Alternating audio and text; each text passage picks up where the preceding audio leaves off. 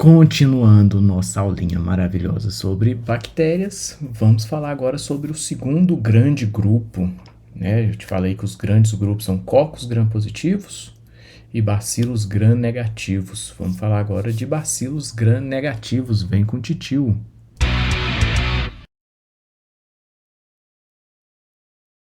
Então, entre os bacilos gram-negativos, as duas famílias que a gente tem muito importantes são as enterobactérias, é uma família enorme. Solta a vinheta da grande família aí. Não. De bactérias muito importantes clinicamente e as não fermentadoras. Então a gente diferencia aqui esses dois grupos entre a capacidade de fermentar especialmente a glicose.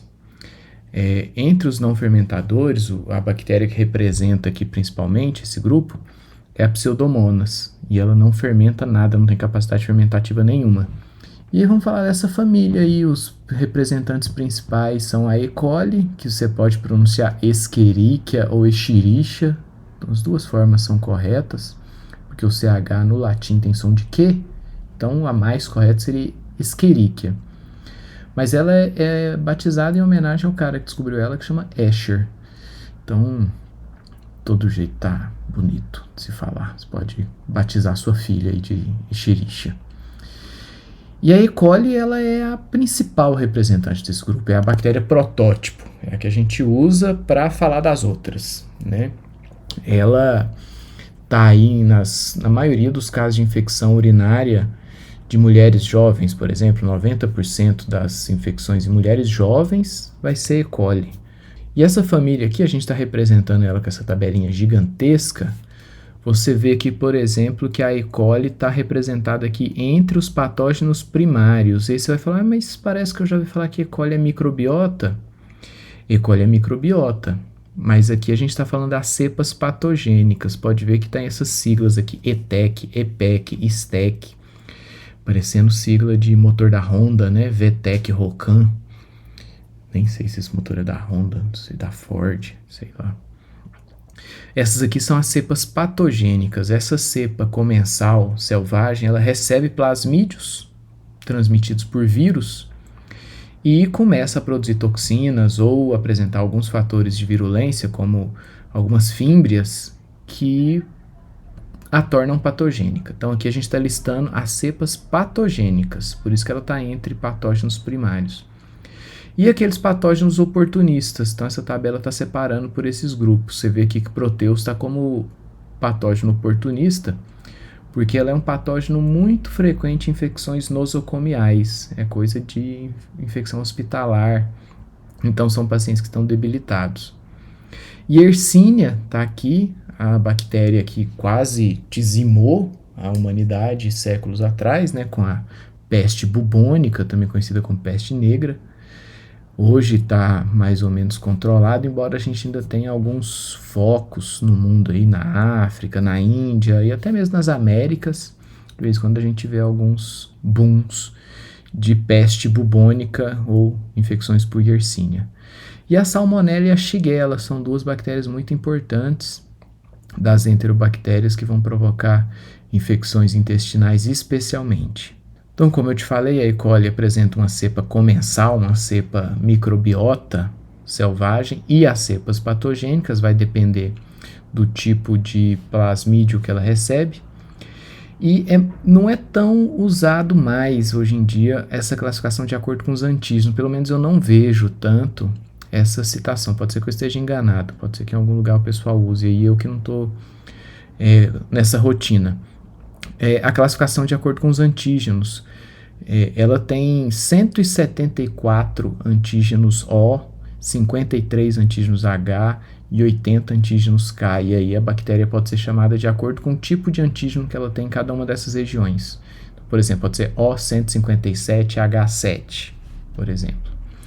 Sendo que o antígeno O, ele faz parte da estrutura do LPS, o H faz parte do flagelo e o K é de cápsula. Então são antígenos da composição mesmo da bactéria. E aí tem variação antigênica, por isso que a gente pode chamar essa bactéria de acordo com cada um desses antígenos que ela apresenta.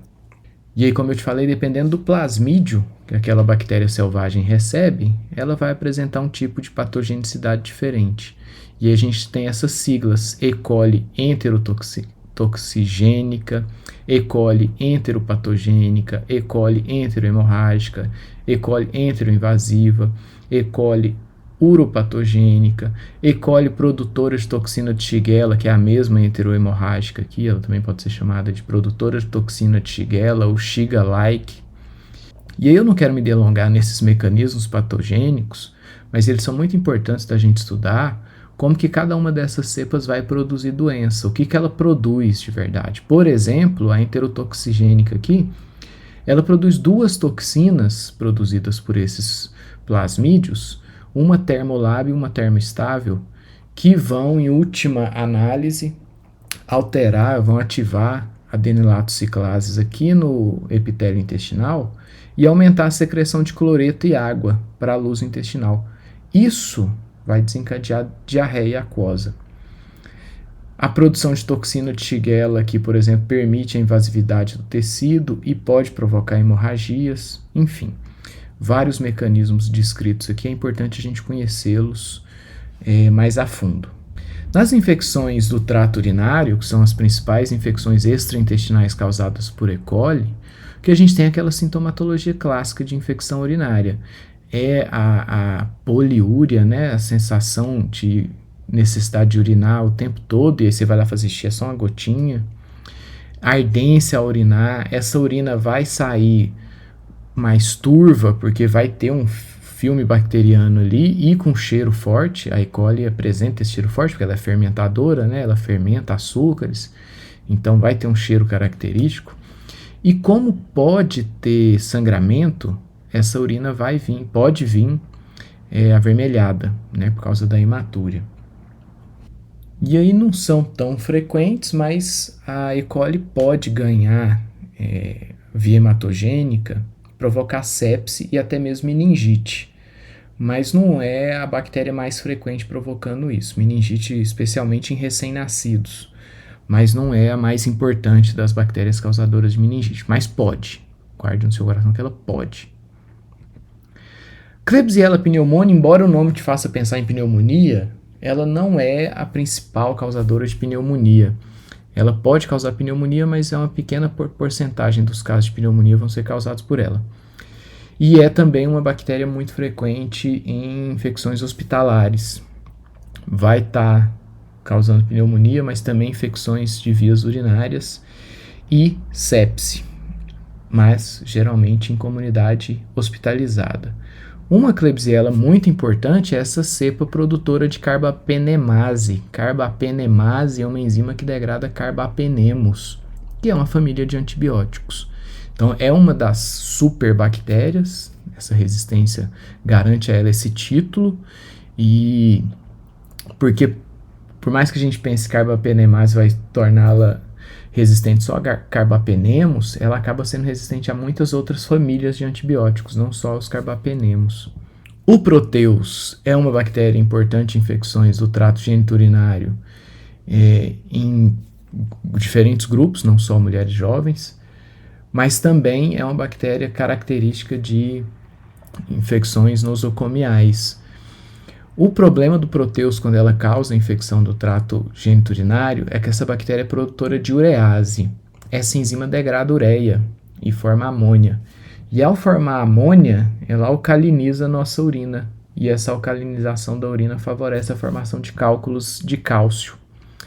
Então a gente corre o risco de ter pedra nos rins. Então, além da infecção urinária, pedra nos rins.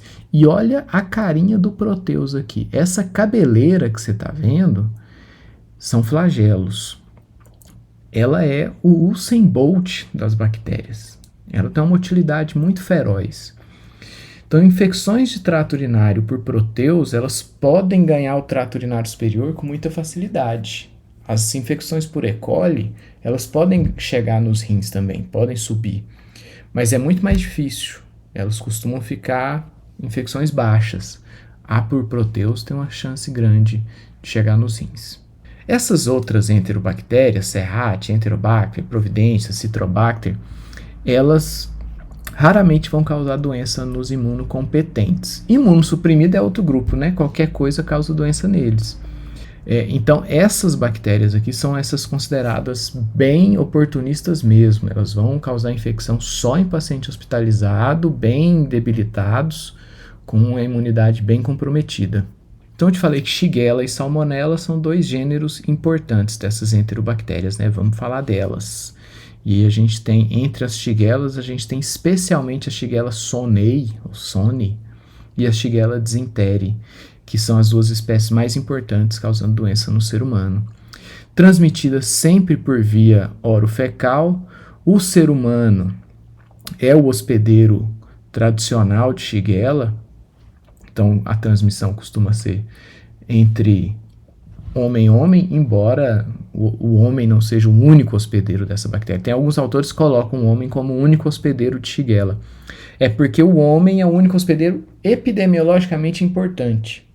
Mas a gente tem vários artigos aí demonstrando a presença de Shigella no trato intestinal de outros primatas, de primatas não humanos.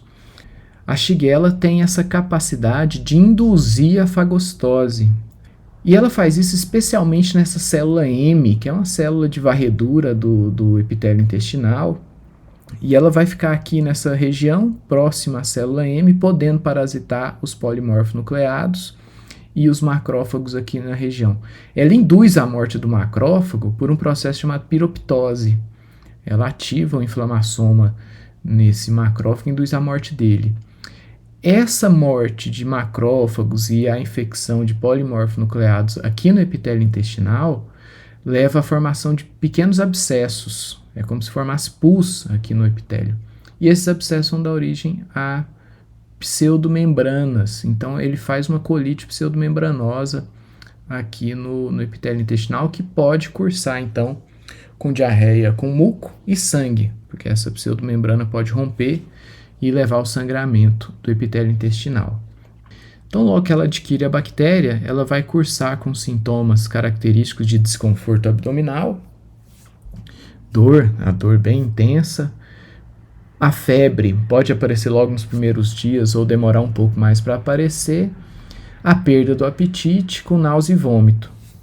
Mesmo que os sintomas cessem, pode acontecer da infecção cessar, ser autolimitada, mas mesmo que cesse, quando o paciente é diagnosticado com shigellose, é identificada a bactéria na sua amostra coletada, é importante que se faça tratamento com antibióticos desse paciente, porque ele pode carrear a Shigella de maneira assintomática e ele acaba transmitindo isso para outros contactantes. Então, o uso de antibiótico é importante para conter essa cadeia de transmissão.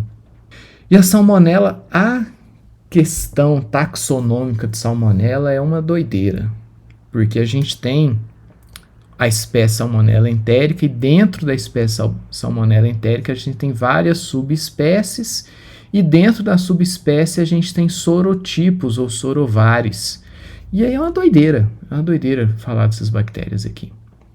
Então, por exemplo, dentro da espécie salmonela entérica, a gente tem a subespécie entérica, Salame mingue, Arizona, de Arizona, tarararará. E aí a subespécie entérica é a que tem as principais sorovares importantes. Por exemplo, sorovar TIF e paraTIF. Aí tá vendo que fica essa doideira aqui, ó, Salmonella TIF, o TIF maiúsculo, você falou, escreveu errado. Não, é porque o sorovar é maiúsculo. E aí a gente pode abreviar, em vez de escrever Salmonella entérica, TIF, você já escreve direto Salmonella TIF. E o TIF vem maiúsculo, aqui, Salmonella tifimurium. E aí, dentre as espécies de Salmonella, ou melhor, dentre os sorotipos, Salmonella TIF e paraTIF vão ser as responsáveis pelas febres tifoides ou febres entéricas. E as não tifoides, a tifimurium e a enteritides, vão ser responsáveis por gastroenterites e doenças extraintestinais. Então, a febre tifoide, também chamada de febre entérica, elas vão ser causadas por essas bactérias que atravessam aqui o epitélio intestinal, vão, inclusive, ganhar outros tecidos, podem chegar ao fígado, pode chegar ao baço. E aí a sintomatologia é muito ampla, não é uma sintomatologia restrita ao trato gastrointestinal, não é só diarreia. vai ter mal-estar, vai ter dor de cabeça, pode cursar com hepatosplenomegalia, mialgia, eu falei mialgia? Dor no corpo, anorexia, perda de apetite, etc. São sintomas bastante inespecíficos. Na gastroenterite causada por salmonela, que aí já são as espécies Typhimurium, por exemplo, a gente já tem sintomas mais restritos ao trato gastrointestinal, e aí a diarreia não cursa com sangue, essa é a diarreia sem sangue, mas bastante aquosa. E a salmonela pode vir de várias fontes, pelo menos as salmonelas gastroentéricas, elas podem vir de diversas fontes, mas especialmente fontes do frango. O frango é um baita de um portador de salmonela Typhimurium, e aí pode ser transmitido inclusive pelo ovo. A salmonela passa para o ovo. A salmonela tif, ela só é transmitida humano para humano. Então a febre tifoide, ou febre entérica, ela é humano-humano a transmissão.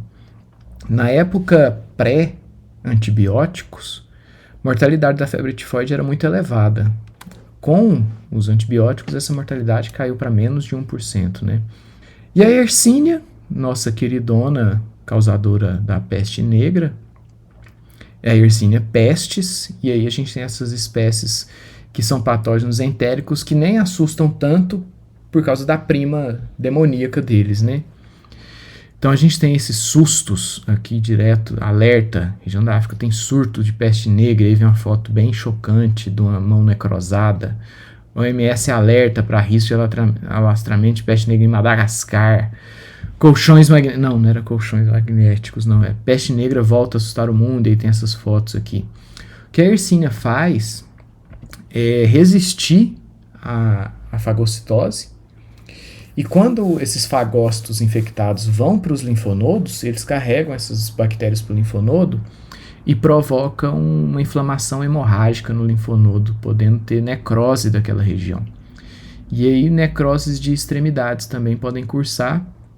Como eu te falei lá no começo da aula, foi uma das doenças que quase dizimou a população. Você imagina, em 1320, 25 milhões de mortes na Europa. Isso aqui, o número me falha a memória agora, mas era assim, uma coisa de 1/5 da população mundial inteira. Não vou lembrar o número exatamente, mas eu sei que é uma parcela muito importante da população mundial daquela época, 1320. O Covid, em 2022, matou 6 milhões e meio de pessoas. Em 5 anos, a Yersinia matou 25 milhões. Então, você imagina, foi uma coisa importante, né? No Covid, a gente tá vendo as pessoas morrerem loucamente, enfim, foi chocante. Ela é chamada de peste bubônica, porque quando ela migra para os linfonodos e provoca essa inflamação hemorrágica nos linfonodos, esses linfonodos incham, eles ficam inchados e podem inclusive formar úlceras, podem até secretar pus. Isso é chamado de bubas ou bulbos, então por isso era chamado de peste bubônica. Como esse pus que sai aqui, ele tem bactéria, a inalação dessas bactérias pode levar à forma pneumônica da praga, né? Pode chamar praga pneumônica ou Yersinia pneumônica. E agora os não fermentadores, para a gente falar maravilhosamente disso, sendo que a mais importante aqui é a Pseudomonas. A Acinetobacter também é uma causa crescente de infecções, especialmente infecções hospitalares, e é uma bactéria problemática, né? A gente tem infecções severas aí por Acinetobacter. Pseudomonas, ela é usada aqui como protótipo desse grupo porque ela é a que a gente cultiva com mais facilidade, ela é muito bonita, então ela cresce nesse meio de cultura aqui com esse verde, e é um verde cheiroso, essa bactéria tem cheiro de uva verde, é adocicado, mas eu não recomendo você ficar cheirando essa bactéria no laboratório não. E ela brilha no escuro, você coloca isso aqui na luz UV, ela é fluorescente por causa da piocianina que ela produz. É uma importante causa de infecções, especialmente infecções de queimaduras ou de lesões pré-existentes. Um machucado aqui pode se infectar por Pseudomonas. E como ela produz essa pigmentação verde, é muito comum o curativo ficar esverdeado, assim, ó, isso aqui já fecha. E tem cheiro de uva verde. Então, lesões com essa pigmentação aqui e um cheiro adocicado é Pseudomonas. Tem uma série de outras condições que a Pseudomonas pode ocasionar, especialmente pacientes com condições pulmonares pré-existentes, como uma fibrose, né, doenças fibróticas do pulmão, pode favorecer infecções por Pseudomonas, mas o que a gente mais lembra assim, de Pseudomonas são essas lesões de pele, são essas infecções de pele em lesões pré-existentes.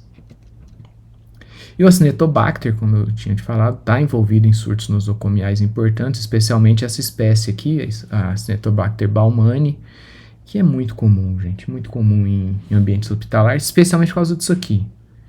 O FID, vou nem falar o nome da mãe desse sujeito aqui, que quer manipular celular com luva. Celular, gente, celular é melhor você lamber a coisinha do seu vaso sanitário do que celular. É muito porco. E aí você manipular celular de luva para depois manipular o paciente é batata. As infecções de pós-operatórias são muito comuns, infecção de sítio cirúrgico por Acinetobacter, e são infecções complicadas de se controlar. Então, um raciocínio aqui, um resumão de tudo que a gente falou aqui, entre as bactérias gram-negativas, obviamente, elas vão crescer em agar-macon, que aí você lembra que é um agar seletivo para gram-negativas. As fermentadoras de glicose, a gente vai lá para a família das enterobactérias, se elas forem oxidases negativas. As oxidases positivas, fermentadoras de glicose, já é um grupo menor. O Vibrião, por exemplo, está aqui. Acho que é a mais importante desse grupo. E os não fermentadores, né, que a gente percebe pelos meios específicos para se averiguar isso. Oxidase positiva, a gente tem a Pseudomonas, né, o grupo mais, a espécie mais importante que Pseudomonas aeruginosa, por exemplo. Então a gente tem um fluxograma aqui de como chegar nessas espécies. E se tudo der certo, vamos para a parte 3 desse vídeo, em que a gente vai falar das exceções, os cocos gram-negativos e os bacilos gram-positivos. São os grupos menorzinhos de importância médica.